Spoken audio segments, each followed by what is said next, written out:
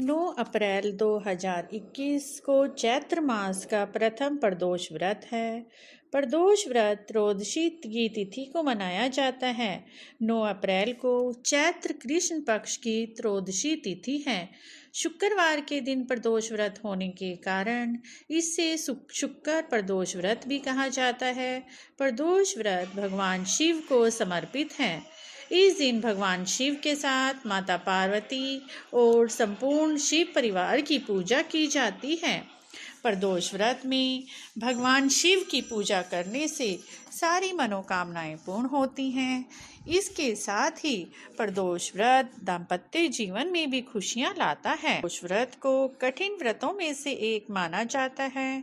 कुछ स्थानों पर इस व्रत को निर्जला रखने की भी परंपरा है। प्रदोष व्रत के नियमों का विशेष ध्यान रखा जाता है। इसमें स्वच्छता का भी विशेष महत्व है। प्रदोष व्रत पूरे दिन रखा जाता है। इस व्रत में फला आहार किया जाता है। उपवास के दौरान गलत विचारों से दूर रहें, भगवान का स्मरण करें, भोजन में नमक मिर्च का सेवन ना करें। प्रदोष व्रत की पूजा की थाली इस प्रकार तैयार की जाती है। पूजा की थाली में पुष्प, 5 प्रकार के फल, मिष्ठान, गुलाल, चंदन, अक्षत, धतूरा, बेलपत्र, कपूर रखे जाते हैं।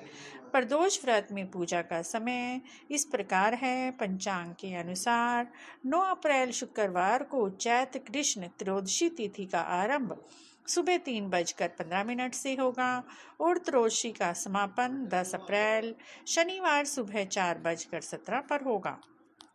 प्रदोष व्रत की कथा भी मित्रों आज हम आपके साथ शेयर करने वाले हैं।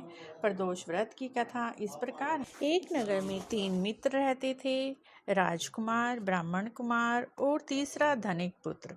राजकुमार और ब्राह्मण कुमार विवाहित थे।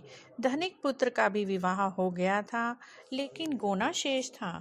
एक दिन तीनों मित्रों ने स्त्रियों की चर्चा शुरू कर दी। ब्राह्मण कुमार ने स्त्री की प्रशंसा करते हुए कहा, नारीहीन घर भूतों का डेरा होता है। धनिक पुत्र ने यह सुना तो तुरंत ही अपनी पत्नी को लेने का निश्चय करने लगा।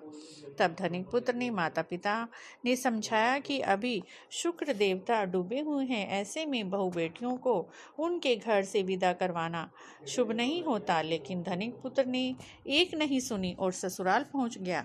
ससुराल में भी उसे मनाने के लिए काफ़ी कोशिश की गई, लेकिन वो जिद पर अड़ा रहा और कन्या के माता पिता को उनकी विदाई करनी पड़ेगी ऐसा कहने लगा। विदाई के बाद दोनों पति पत्नी शहर से निकले ही थे कि बैलगाड़ी का पहिया टूट गया। बैल की टांग टूट गई। दोनों को चोट भी लगी, लेकिन फिर भी वे चलते ही रहे। कुछ दूर जाने पर उनका पाला डाकुओं से पड़ा, जो उनका धन लूट कर ले गए। दोनों घर पहुंचे। वहां धनिक पुत्र को सांप ने डस लिया। उसके पिता ने वैद्य को बुलाया तो वैद्य ने बताया कि वो 3-4 दिन में मर जाएगा। जब ब्राह्मण कुमार को यह खबर मिली तो वह धनिक पुत्र के घर पहुंचा और उसके माता पिता को शुक्र प्रदोष व्रत करने की सलाह दी और कहा कि उसे पत्नी सहित वापस ससुराल भेज दिया जाए। धनिक ने ब्राह्मण कुमार की बात मान ली और ससुराल पहुंच गया, जहां उसकी हालत ठीक होती चली गई। यानी शुक्र प्रदोष के महात्म से सभी घोर कष्ट दूर हो जाते हैं। इस प्रकार मित्रों, शुक्र प्रदोष के व्रत का महात्म बहुत अधिक है। जो व्यक्ति इस शुक्र प्रदोष व्रत को करते हैं, उनके सभी कष्ट दूर हो जाते हैं। इस दिन माता पार्वती, भगवान शिव और गणेश जी की पूजा का विधान बताया गया है। इस प्रकार मित्रों, अगर आपको शुक्र प्रदोष व्रत की यह कहानी अच्छी लगी है तो प्लीज़ चैनल को सब्सक्राइब करें और